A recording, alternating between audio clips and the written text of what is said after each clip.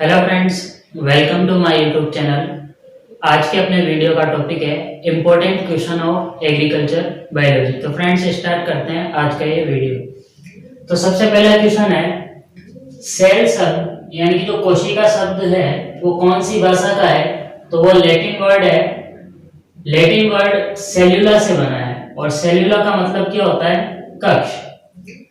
Second question है, कोशिका की खोज किसने की? तो कोशिका की खोज रॉबर्ट हुक ने की थी। कब? 1665 में। लेकिन इन्होंने जो कोशिका को देखा था वो दरअसल कोशिका नहीं थी, वो केवल सेल वॉल थी, कोशिका भित्ति थी।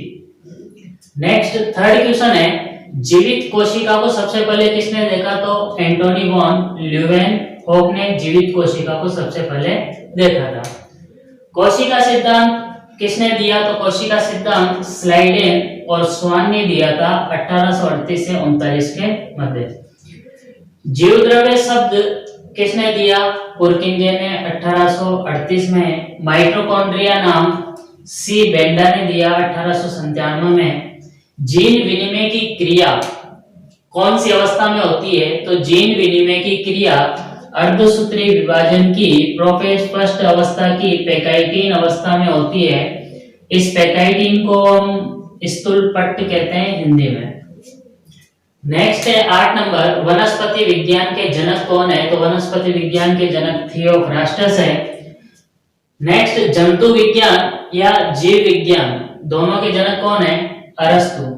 नेक्स्ट वर्गीकरण के जनक कौन है? तो कैरोलस लिनियस। साथ में यदि पूछ लिया जाए द्विपदनाम पद्धति किसने दी है? तो वो भी कैरोलस लिनियस ने दी है। जेनेटिक्स शब्द अनुवांशिकी शब्द का प्रयोग सबसे पहले किसने किया? बेटसन ने सन 1905 में। वर्गीकरण की सबसे छोटी और मूलभूत इकाई क्या है? तो वह है जाति। और जाति के बारे में सबसे पहले किस वैज्ञानिक ने बताया था? तो जॉन रे ने सबसे पहले जाति के बारे में बताया था। एक संकर संकरण का लक्षण प्ररूप फिनोटाइप कितना होता है? तो एक संकर संकरण का फिनोटाइप होता है 3:1 और जीन प्ररूप जीनोटाइप होता है 1:2:1।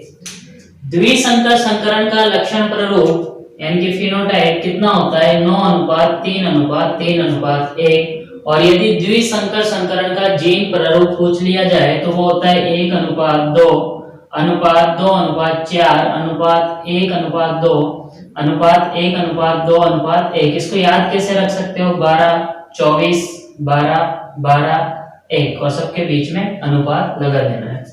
नेक्स्ट 15 नंबर क्वेश्चन है, आनुवांशिकी का जनक फादर ऑफ जेनेटिक्स कौन है? तो सबको पता होगा ग्रेगर जोहन मेंडल है।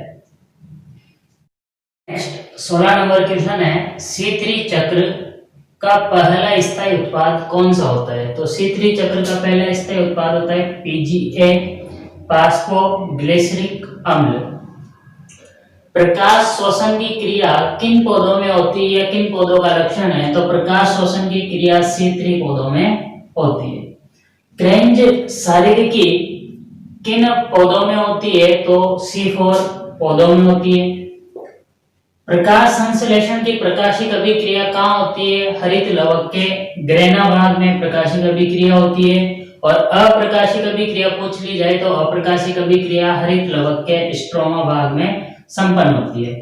प्रकाश तंत्र पष्ट का अभिक्रिया केंद्र P700 होता है और प्रकाश तंत्र सेकंड का अभिक्रिया केंद्र P680 होता है। प्रकाश संश्लेषण में जो ऑक्सीजन मुक्त होती है उसका स्रोत क्या है? तो उसका स्रोत जल है।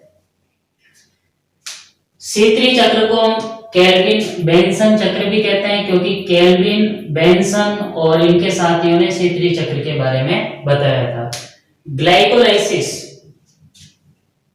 जो शोषण में होता है, ग्लूकोज का अपघटन पायरुविक अम्ल में होता है। तो ग्लाइकोलाइसिस को EMP पथ भी कहा जाता है। क्यों कहते हैं? क्योंकि इसके बारे में 3 वैज्ञानिक एम्बडन, मेरोव और परनास के द्वारा बताया गया था। क्रेब्स चक्र, इसको हम सिट्रिक अम्ल चक्र भी कहते हैं या TCA ट्राई कार्बोक्सिलिक एसिड चक्र भी कहते हैं। इसके बारे में H.A. क्रेब्स ने 1937 में बताया था, इसलिए इसको हम क्रेब्स चक्र भी कहते हैं। शोषण गुणांक क्या होता है? तो शोषण गुणांक कार्बन डाइऑक्साइड का आयतन बटा ऑक्सीजन का आयतन होता है। कार्बोहाइड्रेट का जब शोषण होता है या कार्बोहाइड्रेट का जब ऑक्सीकरण होता है तो कार्बोहाइड्रेट का शोषण गुणांक क्या होगा? तो कार्बोहाइड्रेट का शोषण गुणांक 1 होता है। वसा का शोषण गुणांक 0.7 होता है और अवायवीय शोषण में जहां पर ऑक्सीजन का उपयोग नहीं होता है वहां पर शोषण गुणांक अनंत होता है।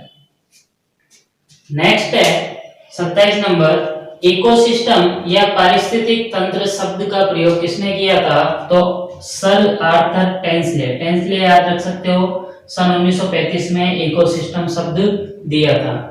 कौन से स्तूप या पिरामिड हमेशा सीधे प्राप्त होते हैं? तो ऊर्जा के जो पिरामिड हैं वो हमें हमेशा सीधे प्राप्त होते हैं। लवक शब्द किसने दिया? तो सिम्पर नाम के वैज्ञानिक थे, उन्होंने लवक शब्द दिया था। कवक की कोशिका भित्ति किस पदार्थ की बनी होती है? तो कवक की कोशिका भित्ति काइटिन की बनी होती है। तो फ्रेंड्स, वीडियो अच्छी लगी हो तो लाइक कमेंट शेयर करें, चैनल को सब्सक्राइब करें।